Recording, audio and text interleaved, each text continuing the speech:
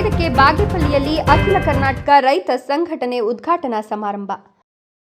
ಅಖಿಲ ಕರ್ನಾಟಕ ರೈತ ಸಂಘಟನೆ ಉದ್ಘಾಟನಾ ಸಮಾರಂಭ ಸೆಪ್ಟೆಂಬರ್ 25ರಂದು ಬಾಗೇಪಲ್ಲಿಯಲ್ಲಿ ನಡೆಯಲಿದೆ ಅಂತ ಎಕೆಆರ್ಎಸ್ ಜಿಲ್ಲಾ ಸಂಚಾಲಕ ಪಿ ಮಂಜುನಾಥ ರೆಡ್ಡಿ ತಿಳಿಸಿದ್ದಾರೆ.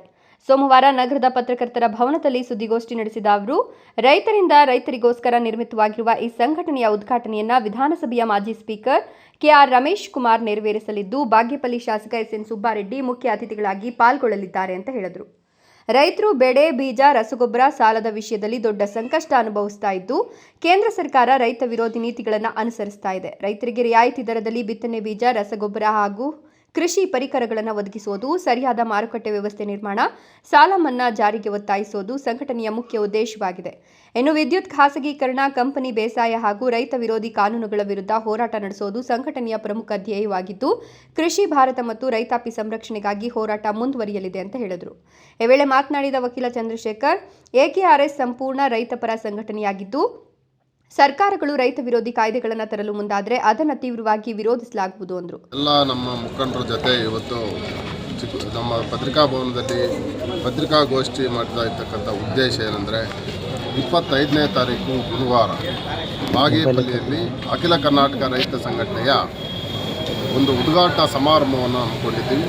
ಇದಕ್ಕೆ ಉದ್ಘಾಟಕರಾಗಿ ನಮ್ಮ ಕರ್ನಾಟಕ ರಾಜ್ಯ ಸರ್ಕಾರದ ಮಾಜಿ ಸ್ಪೀಕರ್ ಮತ್ತು ಮಾಜಿ ವೈದ್ಯಕೀಯ ಸಚಿವರಾಗಿರ್ತಕ್ಕಂಥ ಕೆಆರ್ ರಮೇಶ್ ಕುಮಾರ್ ಅವರು ಬರ್ತಾ ಇದ್ದಾರೆ. ಮತ್ತು ಮುಖ್ಯ ಅತಿಥಿಗಳಾಗಿ ಬಾಗೇಪಲ್ಲಿ ಶಾಸಕರಾದಂಥ ಎಸ್ಎನ್ ಸುಬ್ಬಾರೆಡ್ಡಿ ಅವರು ಬರ್ತಾ ಇದ್ದಾರೆ.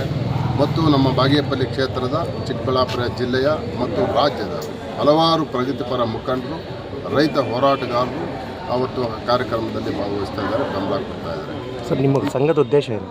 ಅಖಿಲ ಕರ್ನಾಟಕ ರೈತ ಸಂಘಟನೆ ಅಂತ ಉದ್ದೇಶ ಏನು, ಈ ದೇಶದಲ್ಲಿ ನಮ್ಮ ರಾಜ್ಯದಲ್ಲಿ ಇವತ್ತು ವ್ಯವಸಾಯ ರಂಗ ಸಂಪೂರ್ಣವಾಗಿ ಸಂಕಷ್ಟಕ್ಕಿರ್ತಕ್ಕಂಥ ಸಂದರ್ಭದಲ್ಲಿ, ರೈತರು ಸಂಕಷ್ಟಕ್ಕೆ ಸಿಲುಕಿ ಸಮಸ್ಯೆಗಳನ್ನು ಅನುಭವಿಸ್ತಾ ಇರ್ತಕ್ಕಂಥ ಸಂದರ್ಭದಲ್ಲಿ ಕೇಂದ್ರ ಸರ್ಕಾರ, ಪ್ರಮುಖವಾಗಿ ಮೋದಿಯವರ ಸರ್ಕಾರ, ರೈತರ ವಿರೋಧಿ ಕಾನೂನುಗಳನ್ನು ಜಾರಿ ಮಾಡಿ ರೈತರ ಹೋರಾಟಕ್ಕೆ ಕಿಂಚಿತ್ತೂ ಬೆಂಬಲ ಕೊಡದೆ ರೈತ ವಿರೋಧಿ ಕಾರ್ಪೊರೇಟ್ ಪರವಾದಂತಹ ಇವತ್ತು ನೀತಿಗಳನ್ನು ಅನುಸರಿಸ್ತಾ ಇರ್ತಕ್ಕಂಥ ಸಂದರ್ಭದಲ್ಲಿ ಇವತ್ತು ರೈತರನ್ನು ರಕ್ಷಣೆ ಮಾಡುವಂಥ ಉದ್ದೇಶದಿಂದ ಕೃಷಿ ರಂಗವನ್ನು ಕಾರ್ಪೊರೇಟ್ಗಳ ಕಪಿಮುಷ್ಟಿಯಿಂದ ಉಳಿಸುವಂತಹ ಒಂದು ಪ್ರಯತ್ನದ ಭಾಗವಾಗಿ ಅಖಿಲ ಕರ್ನಾಟಕ ರೈತ ಸಂಘಟನೆ ಎಂಬ ಸಂಘಟನೆಯನ್ನು ನಮ್ಮ ಅವಿಭಜಿತ ಕೋಲಾರ ಜಿಲ್ಲೆಯ ಇವತ್ತು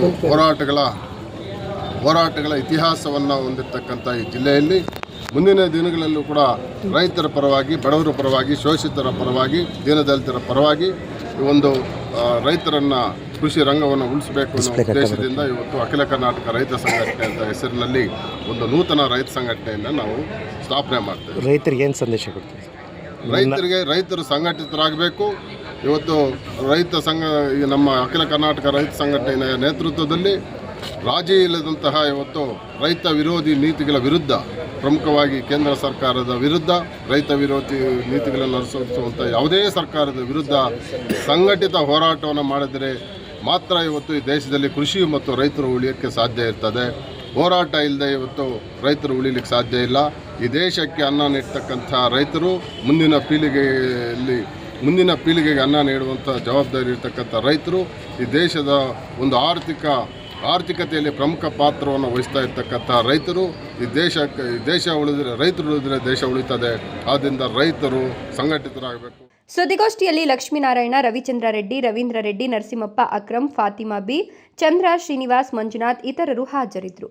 ಜಂಗಾಲಹಳ್ಳಿ ಅಶ್ವಥ್, ಪವರ್ ನ್ಯೂಸ್ 1 ಚಿಕ್ಕಬಳ್ಳಾಪುರ.